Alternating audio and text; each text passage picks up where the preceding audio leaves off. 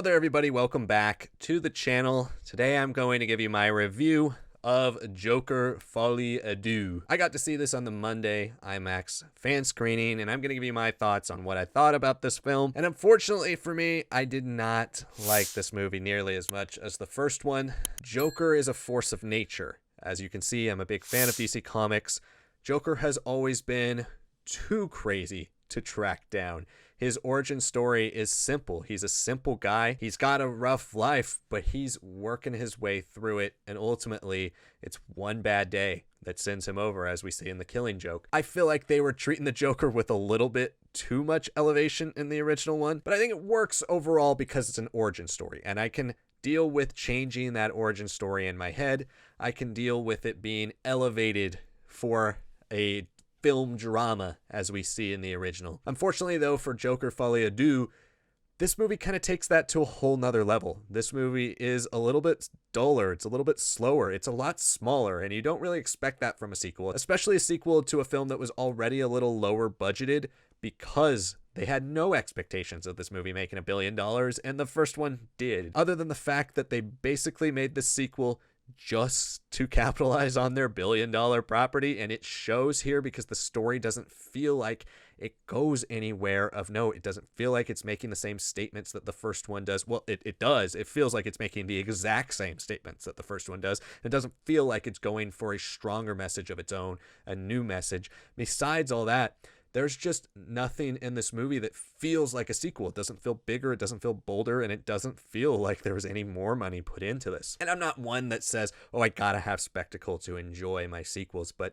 ultimately I did expect this to be a bit bigger, especially when it comes to the element that we're all going to talk about, and that's the musical elements. The musical elements in this are fine. They're well staged, they're well shot, some look beautiful, but ultimately, they're all flat. I don't really remember them when I think back to it. There was one musical sequence in a courthouse that I won't spoil that I did actually love, and I thought that felt like classic Harley and Joker. But outside of that, there weren't really any musical sequences that I thought were particularly memorable, and no songs that I thought were memorable either. And that stinks, especially when you add Lady Gaga, who is an incredible singer, and I thought she's a pretty good choice to play Harley Quinn here, but Harley is a lot different than she is in the comic books. She has no real relation to Harley in the comic books, and they even try to differentiate her by calling her Lee the whole movie instead of Harley or Harleen, and it almost feels a little bit like this movie might have a mandate from DC higher up, because we have Barry Keoghan's Joker in Matt Reeves' Batman universe. We know we are getting a Batman eventually,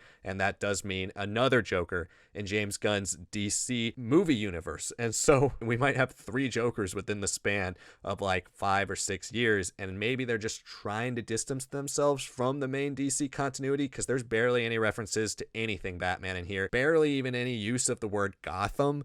There's just almost no references to Batman lore or anything Batman related in this outside of Arkham Asylum. And I thought that was a big mistake, because one of the things about Joker that works so well in the original is the tonal slow build. A lot of that is helped by the music and the editing, but there's a slow build into madness. You're starting to see this guy who's had this horrible life start to slowly transform and turn into the Joker.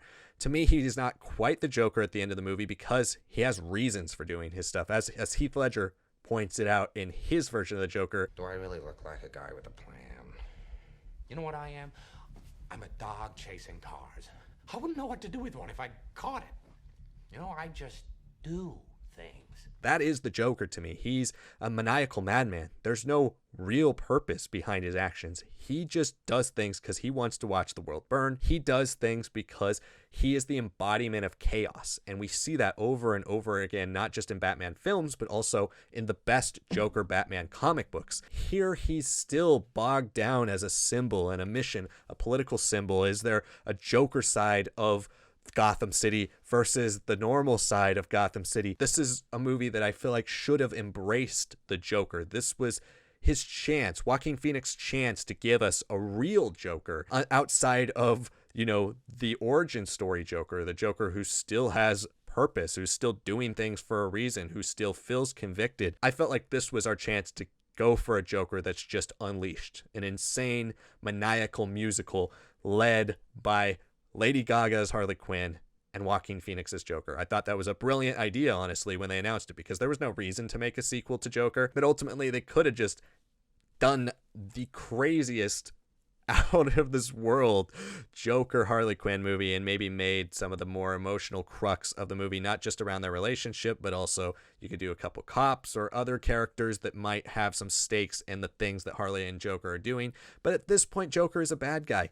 We saw what he did at the end of the last movie. We see how it affects other characters from that last movie into this movie in courtroom scenes. But ultimately, this movie doesn't make the same claims that the last one does. It just doesn't do it with a powerful message. I felt like the messaging fell flat. I felt like it was repetitive.